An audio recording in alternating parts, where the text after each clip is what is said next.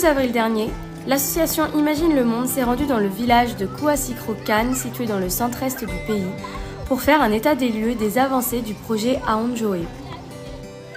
Ce programme, démarré en 2021, vise à lutter contre le travail des enfants, leur non-scolarisation, l'abandon et l'échec scolaire. Aujourd'hui, beaucoup de travaux ont été réalisés pour favoriser la scolarisation des enfants, dont la construction de 3 nouvelles salles de classe inaugurées pour la rentrée 2024. Des latrines ont également été construites pour remplacer les anciennes qui étaient inutilisables. Ces infrastructures sont indispensables pour le bon fonctionnement de l'école. En zone rurale, 65% des écoles primaires ne disposent pas de latrines fonctionnelles. Dans les pays en développement, l'absence de toilettes dans les écoles oblige bien souvent les élèves et les enseignants à se soulager en plein air. Cette situation dégradante suscite un sentiment de honte et augmente le risque d'agression chez les jeunes filles. Par ailleurs, en période de règles, les filles peuvent manquer jusqu'à 5 jours d'école ou pire, abandonner complètement l'école. Une section maternelle a également été créée pour stimuler l'apprentissage avant le CP, car bien souvent, les enfants ne parlent pas français dans leur foyer. En effet, la première école du village n'a été construite qu'en 1984, avec seulement 2 classes de CP et une de CE1, et la deuxième en 2017, laissant une bonne partie de la population analphabète ou avec un niveau scolaire fragile. Le dialecte local est donc majoritairement utilisé à la maison. Le directeur de l'école et les enseignants nous ont fait part des difficultés de lecture et d'écriture qui persistent. Les difficultés, il y en a assez. Il faut aussi parler des kits scolaires des enfants. Voilà, souvent ça ne vient pas à temps. Voilà, si on ne peut pas aussi demander aux enfants d'aller acheter, puisque l'État a défendu de faire cotiser les enfants, de ne pas faire acheter les trucs, donc ça ne vient pas à temps. Voilà, ça c'est une première difficulté. Maintenant, les cours sont subventionnés, mais pour acheter les craies, ces matériels didactiques des enseignants, souvent aussi ça ne vient pas à temps. C'est quelques enfants qui par moment ont des difficultés dans leur foyer. Voilà, ça peut être la nourriture, ça peut être comme je viens de le dire, l'habitation.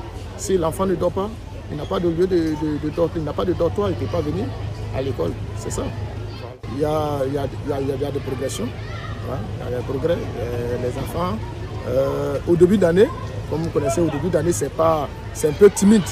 Voilà, l'école même commence timidement. Les enfants, une fois le maître arrive à instaurer sa manière d'enseigner, tout ça là.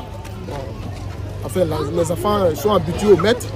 Voilà, donc, souvent, si la collaboration, l'affection, tout ça là, ça ne passe pas. Vous savez que les enfants, ce sont des tout petits. Surtout les petites classes. Voilà, donc pour là, je vais dire, ça va. Ça va.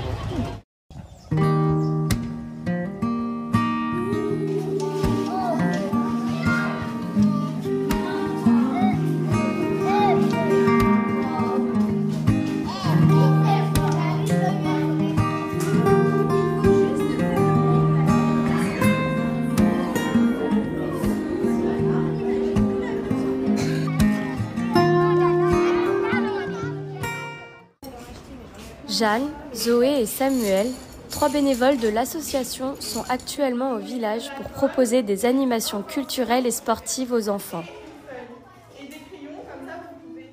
À 10 ans, on faisait les activités avec les enfants du quartier de Gonzague. C'est le CLAC, le centre de lecture et d'animation culturelle. Et c'était une opportunité pour les enfants de s'amuser et en même temps d'apprendre. Du coup, on est venu avec cet esprit-là à participer et on aimerait bien que ça se passe comme prévu.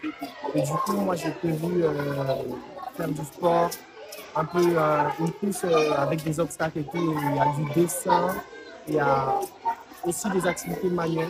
Voilà, quelque chose. De nombreuses problématiques demeurent encore dans ce village pour une bonne éducation des enfants. La cantine est essentielle pour garantir l'assiduité des élèves. Aujourd'hui, par manque de moyens, elle ne peut fonctionner que 2 jours dans la semaine. Les parents ont énormément de mal à financer les repas qui coûtent 25 francs. Trop cher, ils n'ont d'autre choix que d'amener les enfants avec eux au champ. Notre association apporte une aide ponctuelle grâce notamment aux derniers dons de l'école américaine, mais elle ne peut subvenir aux besoins journaliers de 235 enfants. Pour pérenniser les ressources en nourriture, un espace pour le potager a été délimité à l'entrée du village et il reste à effectuer les semences. Mais les épisodes de sécheresse alternés avec de fortes pluies rendent les cultures instables. Selon Nelson Mandela, l'éducation est l'arme la plus puissante qu'on puisse utiliser pour changer le monde. Nous mettons toutes nos forces pour aider ces jeunes à accéder à un avenir meilleur.